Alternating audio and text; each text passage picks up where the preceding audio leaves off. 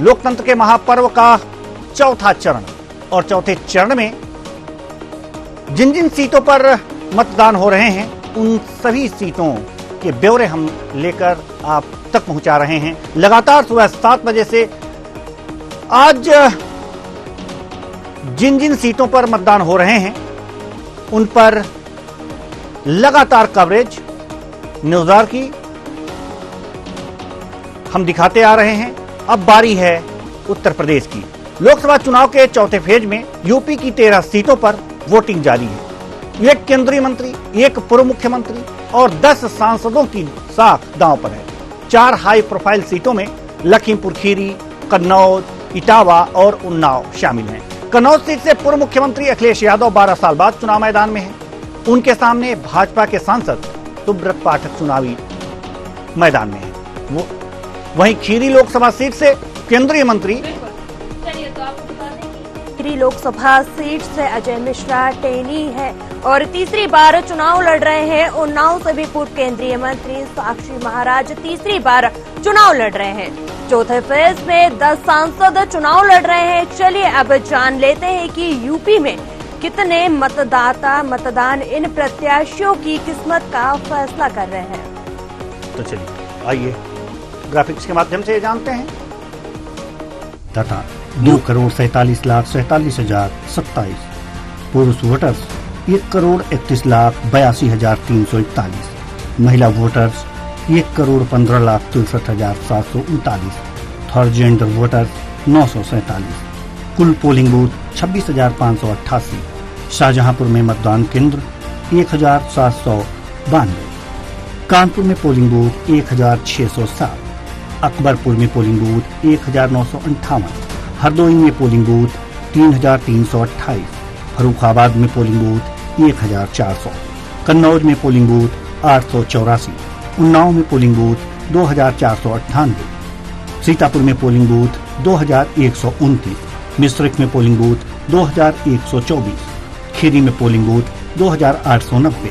बहराइच में polling booth 2,077। Dhaurahra में polling booth 1,638। Etawah में पोलिंग बूथ 890। यूपी की 13 सीट। तो ये पोलिंग बूथ थे और मतदाता जो उत्तर प्रदेश की 13 लोकसभा सीटों पर मतदान कर रहे हैं। लगातार हम यहाँ से कवरेज आपको दिखाते आ रहे हैं और लगातार पल पल की अपडेट हम आपको देंगे हमारी सहयोगी नवजीत कौर के साथ। बिल्कुल। तो चलिए इसी बीच जो है इस वक्त की बड़ी खबर आ रही है। तो आपको बता दें कि उत्तर प्रदेश से यूपी के वित्त मंत्री ने मतदान किया है। सुरेश कुमार खन्ना ने वोट की अपील की है। इंडिया गठबंधन को एक ही सीट मिलेगी ऐसा उन्होंने कहा है। तो बड़ी खबर बता रहे हैं उत्तर प्रदेश से जहां यूपी के वित्त मंत्री ने मतदान किया है। सुरेश कुमार खन्ना ने वोट की जनता से अपील भी की है। इंडी गठबंधन को उन्होंने कहा है कि एक ही वोट मिलेगा।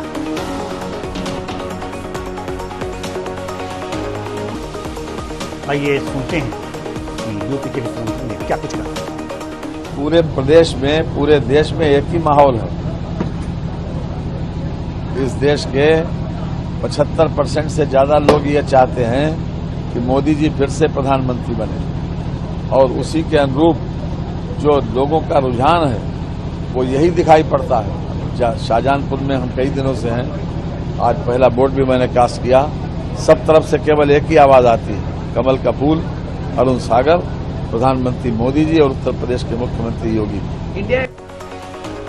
तो सुरेश खन्ना ने क्या कुछ कहा है अभी आपने सुना। चलिए इसी बीच एक और बड़ी खबर निकलकर सामने आ रही है। तो आपको बता दें कि तेलंगाना से है जहां अभिनेता अल्लू अर्जुन ने मतदान किया है। जुबली हिल्स इलाके में एक बूथ पर किया मतदान। सभी से मतदान करने की अपील की है। तो बड़ी खबर आपको बता रहे तेलंगाना से जहां अभिनेता अल्लू अर्जुन ने अपने मत का प्रयोग किया है।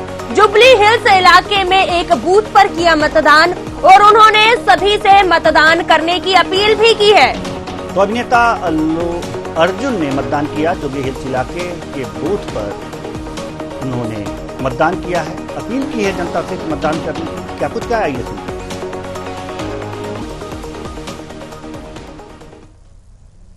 Please cast your vote It's a very responsible day for us, all of us, for the citizens of this country.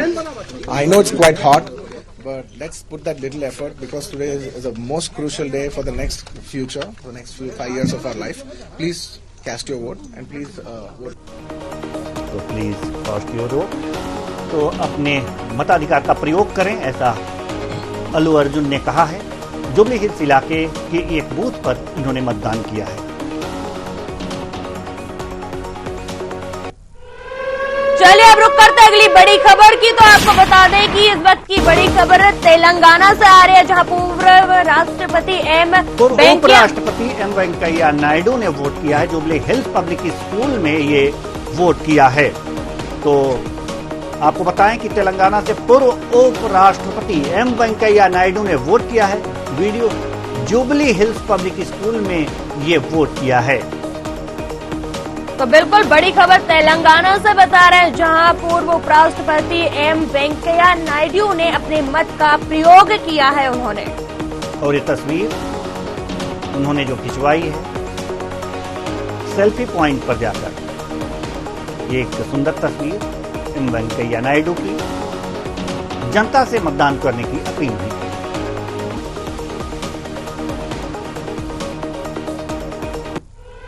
चलिए इसी बीच एक और बड़ी खबर निकलकर सामने आ रही है, जहां आपको बता दें कि बड़ी खबर तेलंगाना से है, जहां माधवी लता ने मतदान किया है। हैदराबाद लोकसभा सीट से बीजेपी उम्मीदवार है, अमृता विद्यालय में मतदान किया है उन्होंने।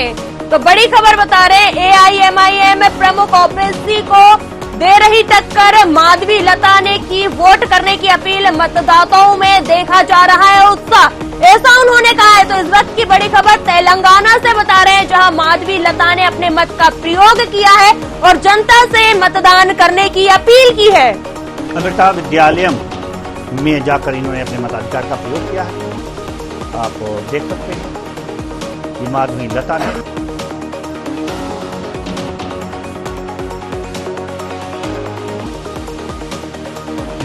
प्रमुख असदुद्दीन ओवैसी के खिलाफ खड़ी। आइए सुनते हैं क्या कुछ कहा है इन्होंने मतदान के बाद। और बहनों, आपका एक जिम्मेदार कदम हमारे पूरा हैदराबाद लोकसभा पार्लियामेंट को ही नहीं, पूरा तेलंगाना को और देश को और आगे लेके जाने का एक हिम्मत दे देगा। ये अभी माधवी लता जी थी, जो कि बीजेपी उम्मीदवार हैं, और इन्होंने मतदान किया और मतदान के बाद इन्होंने जनता से अपील की मतदान करने की। अब हम रुख करेंगे उत्तर प्रदेश की प्रमुख सीटों की तरफ, और जो प्रमुख सीट हैं आपको बता दें कि कन्नौज है, खीरी, उन्नाव, इटावा, अकबरपुर, बहराइच, धौरहरा, और आपको बताएं फर्रुखाबाद, हरदोई, कानपुर, मिश्रिख, शाहजहांपुर, सीतापुर, ये 13 जो सीटें हैं लोकसभा की, इन 13 सीटों पर मतदान सुबह 7 बजे से शुरू है और शाम 6 बजे तक उस पे होंगे। हम पल पल की अपडेट यहां से भी देते रहेंगे। बाकी अन्य जो भी सीटें हैं, 96 सीटें, उनकी भी अपडेट हम आपको लगातार देते रहेंगे। साथ ही साथ हम आपको बताएं कि अब जो उत्तर प्रदेश की जो सीटें हैं, उनमें से कन्नौज सीट बड़ी ही महत्वपूर्ण है। कन्नौज से पूर्व मुख्यमंत्री अखिलेश यादव यहां पर चुनाव मैदान में है, हॉट सीट है यह। और आइए इस सीट के बारे में कुछ जानकारी दे देते हैं अपने दर्शकों को, क्यों ना जी?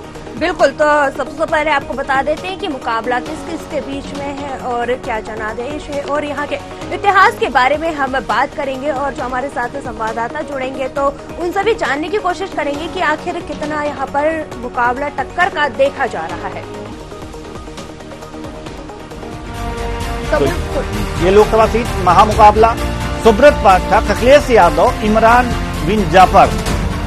बिन जफर यहाँ से हैं, बसपा से सुब्रत पाठक, बीजेपी से, और अखिलेश यादव जो हैं ये यहाँ पर सुब्रत पाठक तो सांसद हैं, अखिलेश यादव पूर्व मुख्यमंत्री हैं उत्तर प्रदेश के, आप तस्वीरों में देख सकते हैं। ये लोकसभा सीट कन्नौज महामुकाबला है।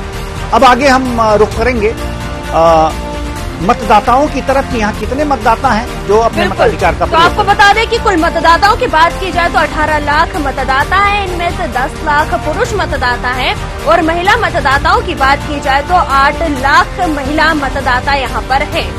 तो आप टीवी स्क्रीन पर देख सकते हैं कि कुल मतदाताओं की संख्या कन्नौज में कितनी है, पुरुष कितने हैं, पुरुष मतदाता 10 लाख और महिला मतदाता 8 लाख, यानी कि कुल 18 लाख मतदाता अपने मताधिकार का प्रयोग सुबह 7 बजे से करना शुरू कर चुके हैं। सुबह 7 बजे से अपने मतदान केंद्रों पर जाकर के अपने मताधिकार का प्रयोग करना शुरू कर चुके हैं। बिल्कुल। तो जिस तरीके से आपने हमारी टीवी स्क्रीन पर देखा, हमने आपको बताया कि ग्राफिक्स के माध्यम से कि कुल कितने मतदाता है, तो आपने देखा कि 18 लाख कुल मतदाता है और जिसमें से पुरुष 10 लाख है। महिलाओं की बात की जाए तो 8 लाख महिला मतदाता यहाँ पर मौजूद है। और 2019 के जनादेश के बारे में भी बात कर ली जाए नवजीत। बिल्कुल, तो आपको जनादेश के बारे में बता देते हैं कि सुब्रत पाठक जीते थे बीजेपी से और डिम्पल यादव को हार का मुंह देखना पड़ा था। यहाँ पर डिम्पल यादव जो कि पूर्व मुख्यमंत्री की पत्नी है, पूर्व मुख्यमंत्री अखिलेश यादव की पत्नी है डिम्पल यादव, ये यहाँ से इनको मात खाना पड़ा था। हारी थी बीजेपी के सुब्रत पाठक से। ये सांसद हैं, ये पुनः चुनाव लड़ रहे हैं इस बार, जैसे कि अभी आपने महामुकाबला में दिखाया है। तो सुब्रत पाठक पुनः बीजेपी से चुनाव लड़ रहे हैं और इनकी पत्नी की जगह, अपनी पत्नी की जगह पूर्व मुख्यमंत्री अखिलेश यादव इनको टक्कर देने आए हैं, यानी अपनी पत्नी का बदला लेंगे इस बार। क्यों? बिल्कुल, जिस तरीके से बात की जाए तो यहाँ पर जो है यादवों का वोट बैंक ज्यादा देखने को मिल रहा है। यहाँ पर यादव वोटर्स ज्यादा है बड़ी संख्या में, लेकिन इसके बाद भी अगर पिछले चुनाव की बात की जाए तो डिम्पल यादव यहाँ से हार गई थी।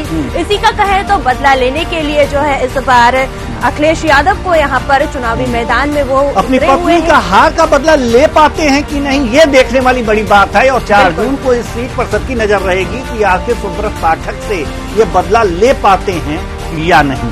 बिल्कुल। ये अब विधानसभा की स्थिति के बारे में भी जानकारी दे जाए, थोड़ा सा अनुमान हो जाएगा लोगों को। ये देखिए, विधानसभा छिबरामऊ, विधानसभा तिरवा, विधानसभा कन्नौज, तीनों पर कमल खिला हुआ है। लेकिन विधानसभा विधुना में साइकिल चल रही है और ये विधानसभा ये यानी कि जो पांच विधानसभाएं हैं, इनमें से देखिए 4 पे तो कमल खिला हुआ दिख रहा है और एक पर साइकिल चलती हुई नजर आ रही है। एक पर साइकिल चलती हुई नजर आ रही है। ये तस्वीर देख लीजिए। रसूलाबाद जो विधानसभा है, यहाँ पर भी कमल खिला हुआ है। सिर्फ विधानसभा विधुना है जहां पर साइकिल चलती हुई दिख रही है। ये तस्वीर देखिए, कमल तैर करके कहां कहां जा रहे हैं आप देख सकते हैं, और साइकिल चलती हुई कहां जा रही है ये भी आप देख सकते हैं। तो ये थी स्थिति लोकसभा सीट कन्नौज के अंदर आने वाले विधानसभाओं की। आगे बढ़ते हैं तो एक बार जो है अब इतिहास की ओर भी नजर डाल लेते हैं कि आखिर आपको बता दें कि 2009 में डिम्पल यादव सपा से यहाँ पर थी। 2014 में सुब्रत पाठक बीजेपी ने यहाँ पर अपना कब्जा जमाया था और 2019 में भी सुब्रत पाठक ने यहाँ से अपनी जीत दर्ज की थी। डिम्पल यादव को जो है 2009 में यहाँ पर थी, लेकिन उसके बाद 2014 और 2019 की बात की जाए तो यहाँ पर सुब्रत पाठक बीजेपी से थे। तो ये सारी चीजें, स्थितियां आप देख सकती हैं कि लोकसभा सीट कन्नौज जो है, इसके इतिहास के बारे में भी हमारे संवाददाता भी जुड़ेंगे। और जैसे ही हमारे संवाददाता जुड़ेंगे इस लोकसभा सीट की स्थिति के बारे में हम जानकारी आपको देंगे।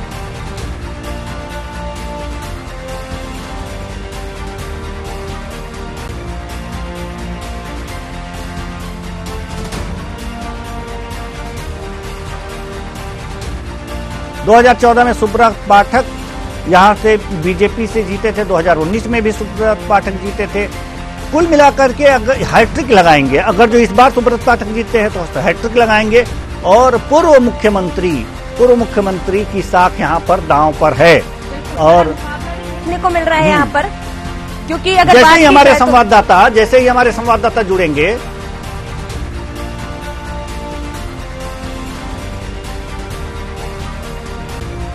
तो कन्नौज से हमारे जो संवाददाता हैं दिलीप हमारे साथ जुड़ गए हैं। और सीतापुर की बात तो अभी हमने की नहीं है, लेकिन फिर भी सीतापुर से हमारे संवाददाता जुड़े हुए हैं। तो पहले हम कन्नौज से दिलीप के पास जाएंगे। बिल्कुल। और जानने की कोशिश करेंगे कि मतदान केंद्रों की क्या स्थिति है।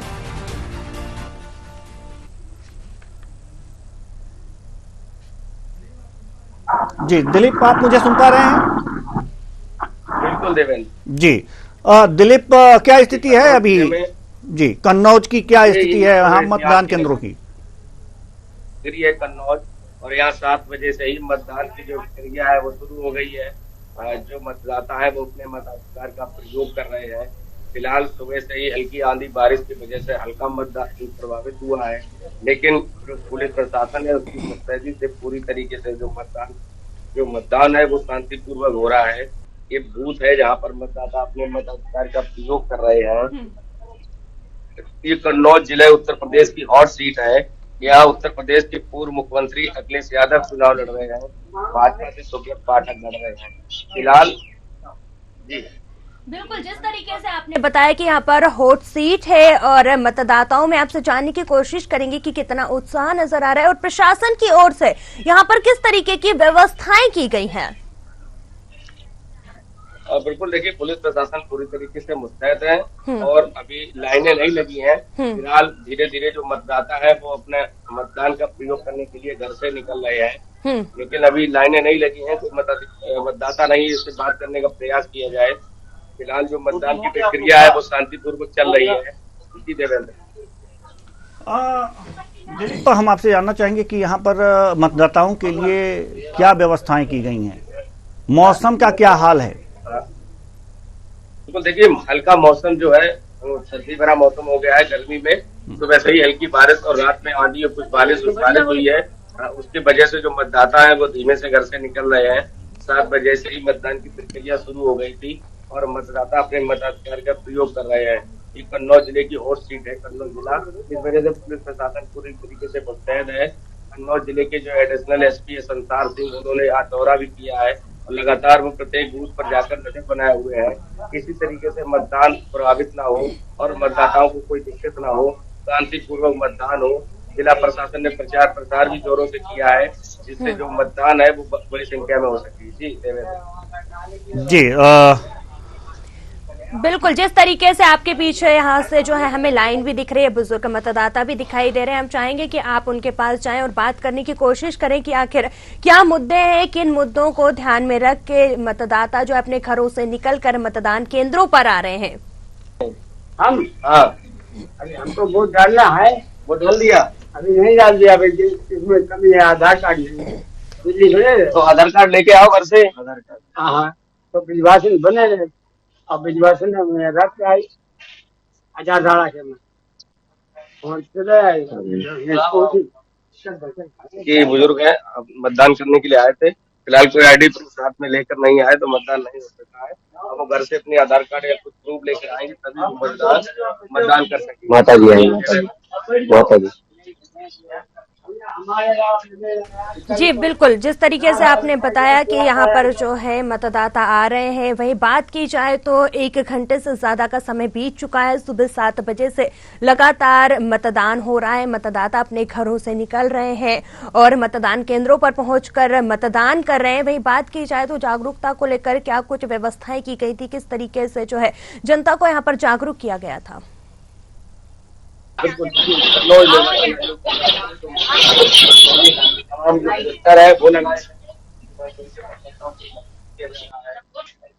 भाई गाँव वो लगाए गए संख्या 259 है जहाँ पर मतदाता अपने मतदान का प्रयोग कर रहे हैं। पुलिस प्रशासन की व्यवस्था की बात की जाए तो वो यहाँ पर 452 है, पुलिसकर्मी तैयार है। अगर किसी तरीके से वोटर को कोई दिक्कत है जो उनकी भी ड्यूटी यहाँ पर लगी है। ये मतलब है अगर मतदाता है उसको कोई दिक्कत होती है आईडी प्रूफ में तो ये उसका वापस समाधान करते हैं। मतदान की प्रक्रिया है वो चल रही है और सीट की वजह से पुलिस प्रशासन नहीं देखने को मिल रही है कि महिलाएं इस मतदान केंद्र पर नहीं दिख रही हैं। क्या महिलाएं अभी घर से नहीं निकली हैं या फिर क्या बात है कि मतदान केंद्र पर महिलाएं तो दिख ही नहीं रही हैं? बिल्कुल देवेंद्र जी, महिला जो मतदाता है सुबह घरेलू कई काम होते हैं, छोटे होते हैं, खाने पीने की व्यवस्थाएं करनी पड़ती है। इस वजह जो महिला मतदाता है वो भी सुबह से नहीं निकल पा रहा है। जागरूकता जो अभियान था वो भी जोरों से हुआ है। किसी तरीके से निर्वाचन आयोग ने कोई कमी नहीं छोड़ी है। फिर भी जो महिला मतदाता है वो सुबह की वजह से नहीं निकल पा रहे हैं। जोरों से महिला मतदाताओं की संख्या है वो धीरे धीरे चल रही है। और मतदान की प्रक्रिया वो भी चल रही है। जी देवेंद्र जी, बिल्कुल आप हमारे साथ बने रहिएगा। हम उन्नाव की तरफ अब रुख करेंगे, जो दूसरी लोकसभा सीट है उन्नाव की तरफ हम रुख करेंगे। हमारे संवाददाता मुकेश भी जुड़े हुए हैं, लेकिन इससे पहले हम आपसे कुछ पूछें मुकेश, हम इस सीट से संबंधित कुछ जानकारी दे दें अपने दर्शकों को ग्राफिक्स के माध्यम से। बिल्कुल। तो ये स्थितियां ये हैं कि कन्नौज की तो हमने सारी चीजें आपको बता दी, हमारे संवाददाता दिनेश ने मतदान केंद्र की स्थिति बताई।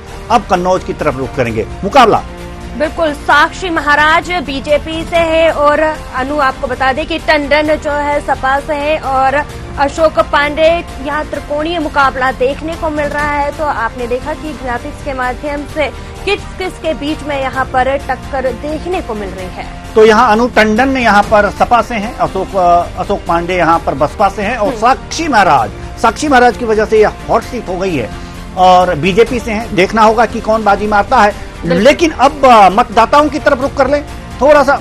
उन्नाव के मतदाता कितने हैं उसके बाद से हम चलेंगे अपने संवाददाता के पास।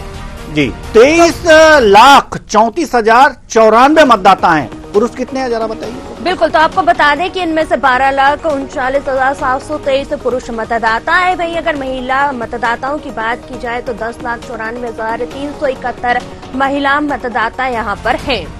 तो ये थे मतदाताओं की संख्या। बाकी अगर जो बात करें तो हमारे संवाददाता उन्नाव से मुकेश हमारे साथ जुड़े हुए हैं, हम उनके पास चलते हैं। नवजीत बिल्कुल जी, तो अब जो है उनसे बात करेंगे और जानने की कोशिश करेंगे कि आखिर अभी किस तरीके का वहां पर माहौल देखा जा रहा है। अगर मतदाताओं की बात की जाए तो मतदाताओं में कैसा उत्साह देखा जा रहा है और कैसी टक्कर वहां पर नजर आ रही है।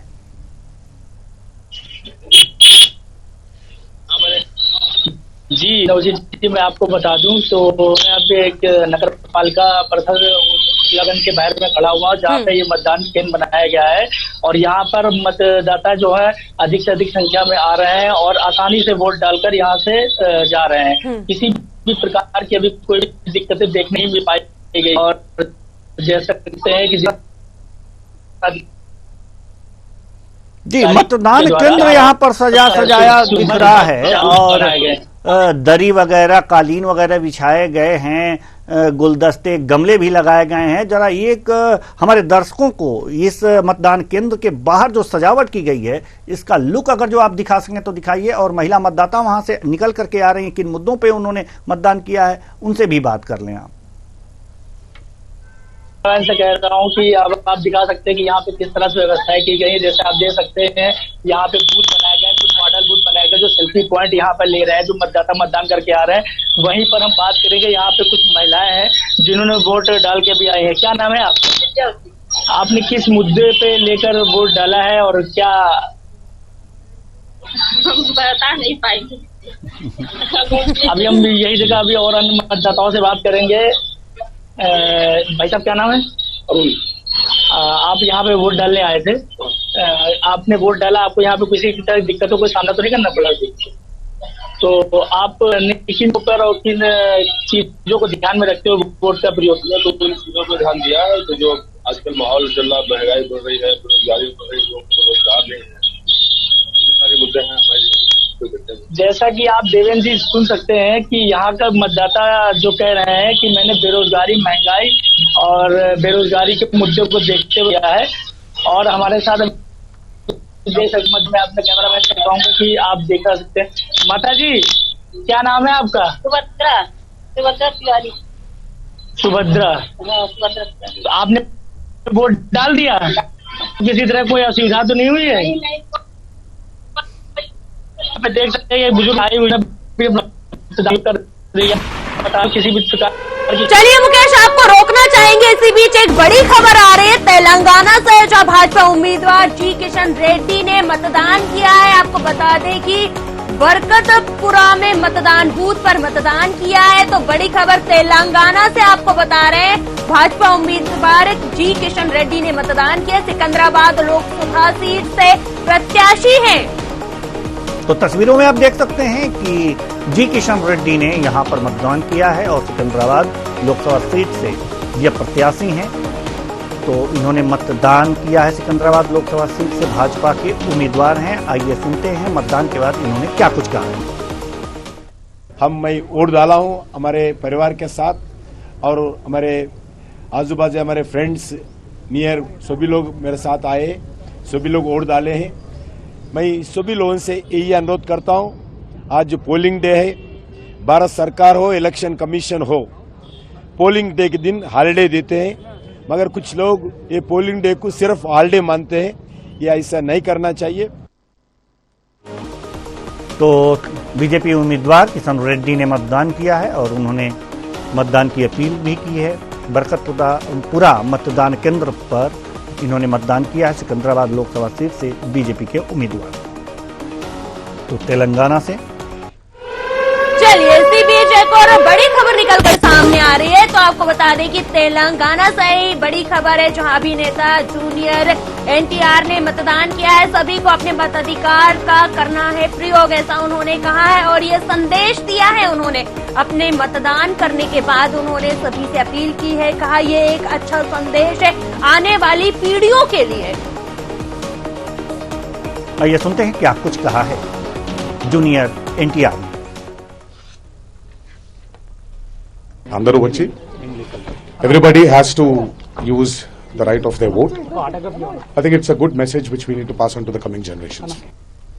तो आने वाली जनरेशन के लिए अच्छा संदेश है और अपने मताधिकार का प्रयोग करना चाहिए। तो इसी बीच एक और बड़ी खबर निकलकर सामने आ रही है। तो आंध्र प्रदेश से, जहां आपको बता दें कि सीएम वाईएस रेड्डी ने वोट डाला है। वीडियो मतदान बूथ संख्या 138 पर का बताया जा रहा है, जहां उन्होंने अपने मत का जाकर जो है प्रयोग किया है। वहीं आपको बता दें कि उन्होंने मतदान के साथ साथ अपील भी की है। सीएम वाईएस रेड्डी क्या कुछ कहा? If I've seen the governance, and if you think that you have benefited from this governance. तो ये थे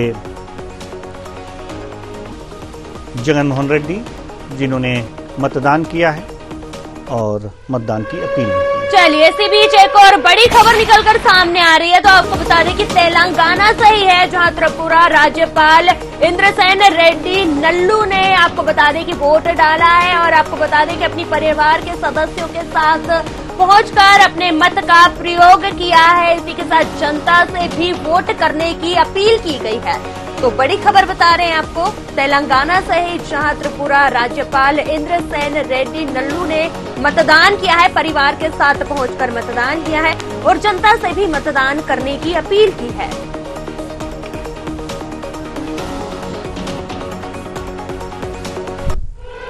चलिए एक और बड़ी खबर निकलकर सामने आ रही है। तो आपको बता दें कि उत्तर प्रदेश है, जहां बीएसपी चीफ मायावती की मतदाताओं से अपील है। उन्होंने कहा पहले मतदान पर जलपान का संकल्प जारी रखना है। तो बड़ी खबर आपको बता रहे हैं उत्तर प्रदेश से, जहां आपको बता दें कि मायावती ने मतदान करने की अपील की है। कहा है हर वोट बेरोजगारी पलायन से मुक्ति मार्ग बनेगा। तो ऐसा उन्होंने कहा है, मुक्ति का मार्ग बनेगा।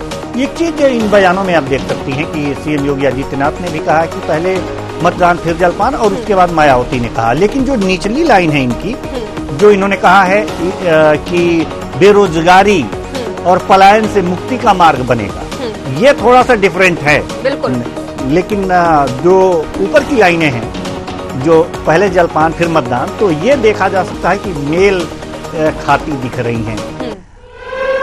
चलिए इसी बीच एक और बड़ी खबर निकलकर सामने आ रही है। तो आपको बता दें कि उत्तर प्रदेश से, जहां साक्षी महाराज ने मतदान किया है, उन्नाव लोकसभा सीट से भाजपा उम्मीदवार है। कांग्रेस पर भी उन्होंने जमकर निशाना साधा है। देखिए एक और बात निकलकर सामने आई है, जहां साक्षी महाराज ने मतदान किया है, उसके साथ साथ उन्होंने कांग्रेस पर जमकर निशाना भी साधा है। तो आपको बता दें कि उन्नाव लोकसभा सीट से भाजपा उम्मीदवार है साक्षी महाराज। क्या कुछ कहा है साक्षी महाराज ने, आइए सुनते हैं। अब आपने पूरे 5 साल देखा होगा कि कांग्रेस कभी बहस के लिए तैयार नहीं थी। कांग्रेस ने हाउस नहीं चलने दिया और जब कोई मुद्दे की बात होती थी हाउस छोड़ करके भाग जाते थे। तो खुली चुनौती देने वाले डरपोक हैं, सियार हैं, इनके अंदर हिम्मत नहीं है हमारे शेर के आगे खड़े हो सकें।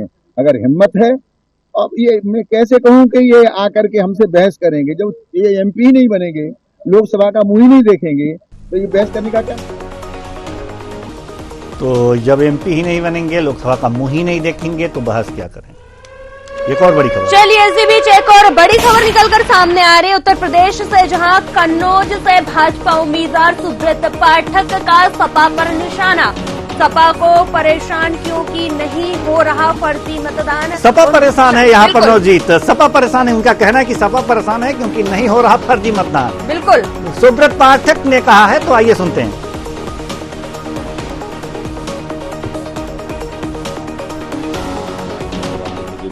हाँ, तो देखना चाहिए ना उनको देखना चाहिए कि उनको कहाँ वोट मिल रहा है। देखो वो फर्जी मतदान जिस प्रकार से वो कराते थे, जिन बूथों पर 45% लोग नहीं है, 90% पोलिंग जो हो जाती थी, तो एक कुल मिलाकर वो इस बार नहीं हो पा रही है, इसीलिए बहुत ज्यादा। हाँ, तो देखना चाहिए ना उनको देखना। तो अभी आपने सुना कि सुब्रत पाठक ने क्या कुछ कहा है कि सपा परेशान है, सपा परेशान है क्योंकि नहीं हो रहा फर्जी मतदान। सपा परेशान नहीं हो रहा फर्जी मतदान। चलिए इसी बीच एक और बड़ी खबर निकलकर सामने आ रही है, जो कि आपको बता दें कि इस वक्त की बड़ी खबर है मध्य प्रदेश से, जहां सावित्री ठाकुर ने किया मतदान, लोगों से वोट की अपील की है। धारमऊ लोकसभा सीट से बीजेपी प्रत्याशी है सावित्री ठाकुर। तो बड़ी खबर आपको बता रहे हैं, जहां उन्होंने मतदान किया है और लोगों से भी, जनता से भी मतदान करने की उन्होंने अपील की है। सावित्री ठाकुर बीजेपी से प्रत्याशी हैं। तो बड़ी खबर आप तस्वीरों में देख सकते हैं कि किस तरीके से वो जो है मतदान केंद्र पर आई और मत का प्रयोग। चलिए इसी बीच एक और बड़ी खबर निकलकर सामने आ रही है महाराष्ट्र से। केंद्रीय मंत्री, आपको बता दें कि उन्होंने मतदान किया है। तो बड़ी खबर आपको बता रहे हैं, जहां जालना लोकसभा सीट से भाजपा उम्मीदवार है। महाराष्ट्र से बड़ी खबर आपको बता रहे हैं, जहां केंद्रीय मंत्री ने मतदान किया है। 4 लाख वोटों से जीतने का दावा भी किया है। जी देवेंद्र, 4 लाख वोटों से जीतने का दावा अच्छा है, लेकिन देखते हैं, वो तो मतदाताओं के ऊपर निर्भर है। केंद्रीय मंत्री राव साहब दानवे ने मतदान किया और 4 लाख मतों से जालना लोकसभा सीट से ये भाजपा उम्मीदवार है। ये हॉट सीट है बिल्कुल, और जीतने का दावा भी किया है। हाँ, 4 लाख वोटों से, ये बहुत महत्वपूर्ण है कि 4 लाख वोटों से जीतने पहले ही जान गए, लेकिन ये तो अब जनता बताएगी। 4 जून को पता चलेगा कि 4 लाख वोट से जीत रहे हैं या कितने वोटों से जीत रहे हैं। आइए सुनते हैं क्या कुछ कहा इन्होंने। मुझे 100% भरोसा है, ये कोई मैं पहला चुनाव नहीं लड़ रहा हूँ। मेरे जीवन में मैं खुद 8 चुनाव लड़ा हूँ और जीता हूँ, और पिछली चुनाव में मैंने 3.5 लाख वोटों से जीत हासिल की थी, और इस बार मैं 4 लाख वोटों से जीतूंगा। और महाराष्ट्र में हमारे 45 सीट आने वाली है और देश भर में 400 पार का आंकड़ा हम पार करेंगे। चलिए, महाराष्ट्र में ये कितने पाने वाले हैं, अपने कितने पाएंगे और पूरे देश में कितना मिलेगा, सारी बातें दानवे साहब ने कर ली। अब अगर जो रुख करें उत्तर प्रदेश की, चलिए इसी बीच देवेंद्र जी एक और बड़ी खबर निकलकर सामने आ रही है। तेलंगाना से AIMIM अध्यक्ष ओवैसी ने मतदान किया है। हैदराबाद लोकसभा सीट से उम्मीदवार है। लोगों से मतदान करने की उन्होंने अपील भी की है।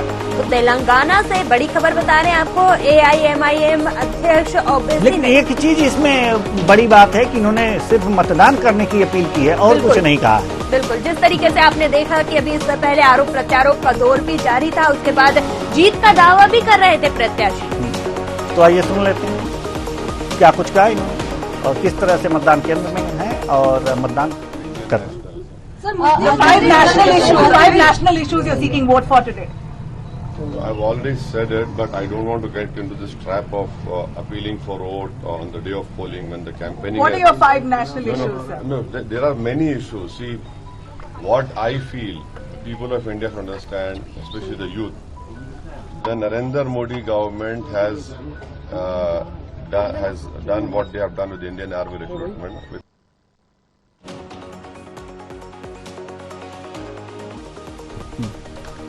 तो ये हैं तेलंगाना से ये बड़ी खबर। AIM हैदराबाद लोकसभा सीट से AIMIM उम्मीदवार असदुद्दीन ओवैसी ने मतदान किया है और लोगों से मतदान करने की अपील भी की है। लेकिन सबसे बड़ी बात यह है कि इनसे कुछ और आशाएं लोगों करते हैं कि कुछ ऐसे भी बयान दे दें, विवादित बयान, लेकिन इन्होंने बच्चे ने ऐसा कुछ भी नहीं किया। तो इसे अभी कहा नहीं जा सकता, अभी तो मतदान और है, कुछ जरूर इनके मुंह से निकलेगा और उसका इंतजार लगभग सभी को है। कुछ असर पड़ता हो या ना पड़ता हो इनके बयानों से, लेकिन लोग सुनना पसंद जरूर करते हैं। बिल्कुल। चलिए, इसी बीच एक और बड़ी खबर निकलकर सामने आ रही है। उज्जैन से कांग्रेस प्रत्याशी महेश परमार ने वोट डाला है। आपको बता दें कि दशहरा मैदान स्थित मतदान केंद्र पर पहुंचकर अपने मत का प्रयोग किया है। महाकाल का आशीर्वाद भी लिया है उन्होंने। बड़ी देखिए, सबसे पहले पूजा अर्चना की, महाकाल का आशीर्वाद लेने के बाद मतदान केंद्र पहुंचे, जहां पर जाकर उन्होंने अपना वोट डाला है। आइए सुनते हैं क्या कुछ कहा है इन्होंने। लोकतंत्र को मजबूत करने के लिए मैंने मतदान किया। वोट मेरी आवाज है। निश्चित रूप से तो मैं आपके माध्यम से सभी उज्जैन आरोप संसदीय क्षेत्र के हमारे परिवारजनों से निवेदन करना चाहता हूं कि आपके द्वारा चुनी सरकार, आपका जो मत का अधिकार है, उससे आप देश के प्रधानमंत्री से लेकर हर चीज निर्वाचन लोकतांत्रिक प्रक्रिया में सब प्रक्रिया को चुनने का अधिकार, तो आप सब अधिक से अधिक मतदान करें, यह मेरा आप सबसे निवेदन है। तो ये थे कांग्रेस प्रत्याशी उन्नाव से। चलिए, इसी बीच एक और बड़ी खबर निकलकर सामने आ रही है। आंध्र प्रदेश से पूर्व सीएम ने वोट डाला है। चंद्रबाबू नायडू ने किया मतदान और लोगों से भी मतदान करने की अपील की है। तो बड़ी खबर आंध्र प्रदेश से आपको बता रहे हैं, पूर्व सीएम ने मतदान किया है और उन्होंने जनता से भी मतदान करने की अपील की है।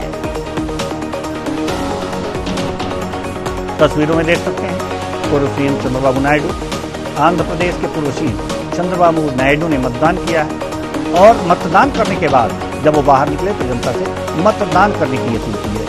तो सभी नेता जो हैं वास्तव में सभी को मतदान करने की अपील करनी चाहिए और सभी कर भी रहे हैं और न्यूज़ार भी कर रहा है कि सभी मतदाता बाहर निकलें, मतदान करें। आइए सुनते हैं क्या कुछ कहा इन्होंने। You have to go and vote. Then only you will have a right to demand. Today I am saying, I have seen the crowd. Never in my life or in my political career, I have seen this type of crowds. It is an indication people are willing to vote. And all.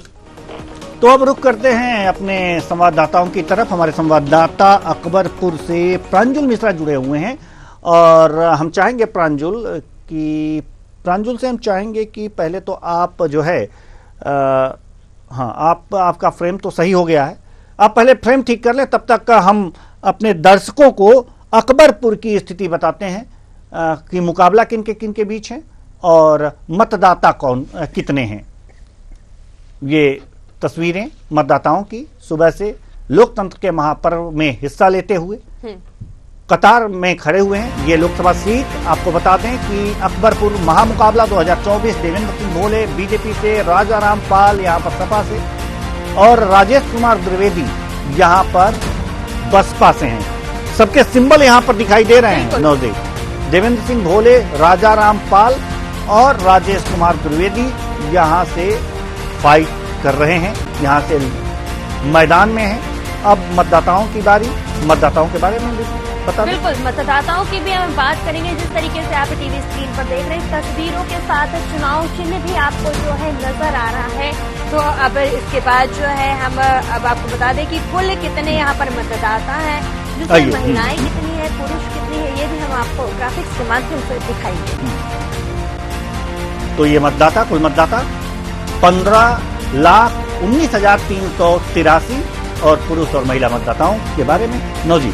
बिल्कुल, तो जिस तरीके से देवेंद्र जी ने बताया कि कुल मतदाता यहाँ पर कितने हैं, तो मैं आपको अब बता दूं कि पुरुष मतदाताओं की बात की जाए तो 15,19,383 है और इनमें से महिला मतदाताओं की बात की जाए तो आपको बता दें कि 15,19,383 है।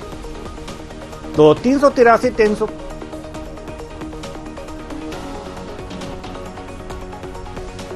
चलिए ये तस्वीरें थोड़ी सी दिक्कत कर रही हैं। तो लोकसभा सीट अकबरपुर, ये 2019 की अगर जो बात करें तो देवेंद्र सिंह यहाँ से जीते थे, यानी कि ये पुनः बीजेपी से यहाँ पर हैं और हारे हैं यहाँ निशा शशांक और ये बसपा से थी, यानी बीजेपी और बसपा में यहाँ पर लड़ाई थी 2019 में। बिल्कुल, तो एक बार फिर से पार्टी ने जो है देवेंद्र सिंह को जो है एक बार फिर मौका दिया है। तो आपको बता दें कि जीते थे पिछली बार 2019 में और निशा जो है वो उन्हें हार का मुंह देखना पड़ा था। तो चलिए प्रांजुल मिश्रा के पास हम चलते हैं। अकबरपुर सीट के बारे में थोड़ी सी चर्चा करेंगे। देवेंद्र सिंह यहां पर चुनाव मैदान में है बीजेपी से, और साथ ही साथ अगर जो बात करें तो सपा से राजा रामपाल और बसपा से राजेश कुमार द्विवेदी चुनाव मैदान में हैं। लेकिन आप जिस मतदान केंद्र पर हैं, पहले उस मतदान केंद्र की स्थिति के बारे में बताइए कि वहां पर मतदाताओं की संख्या या कतार कितनी लंबी है, महिलाओं की क्या स्थिति है, युवाओं की क्या स्थिति है, बुजुर्गों की क्या स्थिति है, और मतदान केंद्र पर क्या क्या व्यवस्थाएं की गई हैं। जी देवेंद्र जी, आपको बताना चाहूंगा इस वक्त हम अकबरपुर लोकसभा की देवेंद्र सिंह बोले की जो लोकसभा कही जाती है, यहाँ पर अकबरपुर लोकसभा में यहाँ पर हम एक पोलिंग बूथ पे खड़े हुए हैं। यहाँ पर मतदान केंद्र में करीब 7-8 पोलिंग बूथ यहाँ पर बनाए गए हैं, जहाँ पर महिलाओं के लिए पिंक बूथ बनाए गए हैं और बुजुर्गों के लिए एक अलग बूथ बनाया गया है। लोगों को लाने की व्यवस्था की गई है और जो भी बुजुर्ग घर से नहीं निकल के जा सकते हैं उनको लाने के लिए गाड़ियां लगी हुई है, क्योंकि जो अकबरपुर लोकसभा का चाहे वोटिंग परसेंटेज रहा हो, चाहे कानपुर का वोटिंग परसेंटेज रहा हो, कहीं ना कहीं ये डाउन मारता रहा है।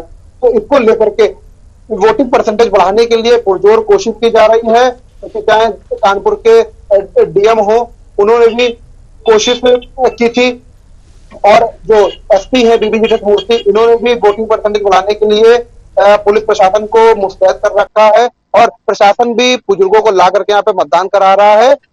सुबह से ही यहाँ पर कतारें लग गई थी और करीब गेट नहीं खुल पाए थे, लेकिन लोग वोट डालने के लिए मतदान केंद्र के बाहर खड़े थे और करीब 50-60 लोगों की लाइन लग गई थी। लेकिन अब धीमे धीमे वोटिंग परसेंटेज बढ़ने के आसार हैं, क्योंकि पिछले 2019 लोकसभा चुनाव की बात की जाए तो करीब 52% यहाँ पे मतदान हुआ था, लेकिन इस बार मतदान प्रतिशत बढ़ाने की कोशिश की गई है। अकबरपुर से देवेंद्र सिंह बोले लगातार 2 बार से सांसद हैं और तीसरी बार सपा और कांग्रेस इंडिया गठबंधन से राजा रामपाल इन्हें उतारा गया है मैदान में और कांटे की टक्कर मानी जा रही है। चूंकि सपा का एक गढ़ माना जाता है, रसूलाबाद विधानसभा यहाँ पे पड़ती है, जहां पर और वहां से जुड़े हुए जो अकबरपुर विधानसभा है, जो रनिया अकबरपुर विधानसभा, वहां पर भी मुस्लिम वोटर कई हैं और सामान्य वोटर भी कई हैं। वहीं अगर अनुसूचित जाति के वोटर हैं तो वो भी कहीं ना कहीं उसका झुकाव सपा की तरफ ज्यादा होता है। लोग बोलते हैं कि सपा का गढ़ है, लेकिन देवेंद्र सिंह बोले 2 बार से लगातार जीतते चले आ रहे हैं, तीसरे बार भी माहौल बना रहे हैं, क्योंकि प्रधानमंत्री नरेंद्र मोदी भी आए थे इनके लोकसभा क्षेत्र में, रोड शो किया था। मुख्यमंत्री योगी आदित्यनाथ 2 बार इनके लिए रैली कर चुके हैं। तो कहीं ना कहीं एक मजबूती से अकबरपुर से के जो लोकसभा प्रत्याशी हैं देवेंद्र सिंह बोले वो चुनाव लड़ रहे हैं। ऐसे में एक बड़ी जिम्मेदारी बढ़ जाती है, क्योंकि 2019 के लोकसभा चुनाव की बात करें तो यूपी की जो 13 लोकसभा सीटें हैं सभी पर भारतीय जनता पार्टी जीती थी, लेकिन कहीं ना कहीं इस बार 4 लोकसभा सीटों को लेकर के भारतीय जनता पार्टी को खतरा नजर आ रहा है, क्योंकि कानपुर में भी कांटे की टक्कर है और अकबरपुर में भी कांटे की टक्कर है और कन्नौज में भी सुब्रत पाठक जहां से सांसद है वहां से सपा मुख्य अखिलेश यादव चुनाव लड़ रहे हैं और इटावा से रामशंकर कथेरिया हैं। तो ऐसे में बड़ी जिम्मेदारी भारतीय जनता पार्टी के बड़े नेताओं को सीट बचाने के लिए यहाँ पर आना पड़ा। प्रधानमंत्री नरेंद्र मोदी ने, जो उत्तर प्रदेश के मुख्यमंत्री हैं योगी आदित्यनाथ, उनके साथ खुद यूपी की कमान संभाली और सीट को बचाने के लिए यहाँ पर आए, रोड शो किया। और लेकिन एक इनकार इससे भी नहीं किया जा सकता है, क्योंकि राहुल गांधी भी अखिलेश यादव के साथ आए और रोड शो किया, जनसभा को संबोधित किया और खुले मंच से एक भाषण दिया कि 2024 में प्रधानमंत्री नरेंद्र मोदी नहीं बन रहे हैं। तो ऐसे में कांटे की टक्कर देखी जा रही है, क्योंकि दोनों ही, चाहे राहुल गांधी की बात की जाए चाहे प्रधानमंत्री नरेंद्र मोदी की बात की जाए, अपने प्रत्याशियों के लिए ताल ठोक करके गए हैं और माहौल बना करके गए हैं। ऐसे में एक बड़ी जिम्मेदारी दोनों ही अपने नेताओं की बढ़ जाती है। तो यहाँ पर वोटिंग के लिए लोगों से अपील करके गए अपने प्रत्याशियों के लिए। अब देखने वाली बात यह होगी कि आखिर आज का जो वोटिंग परसेंटेज है किस स्तर पर पहुंच सकता है और कितने वोट सपा को मिलते हैं और कितने वोट जो कानपुर अकबरपुर लोकसभा से देवेंद्र सिंह बोले उनको वोट मिल पाते हैं। जी, तो लगातार हम अपडेट देते रह रहे हैं हर लोकसभा सीट की, उत्तर प्रदेश की लोकसभा सीट की प्रत्येक जो 13 जो सीटें हैं उन प्रत्येक लोकसभा सीट से हम ताजा अपडेट देते रहेंगे और साथ ही साथ पूरे जो सीट हैं 96 सीट पर लोकसभा का जो चुनाव हो रहा है उसका भी हम लगातार अपडेट आपको देते रहेंगे। लेकिन वक्त हो चला एक छोटे से ब्रेक का। ब्रेक के बाद हम जल्द वापस लौटेंगे, तो थोड़ी देर के लिए मुझे और हमारी सहयोगी नवजीत को दीजिए विराम, फिर लौट कर आएंगे और बताएंगे चुनाव का हाल।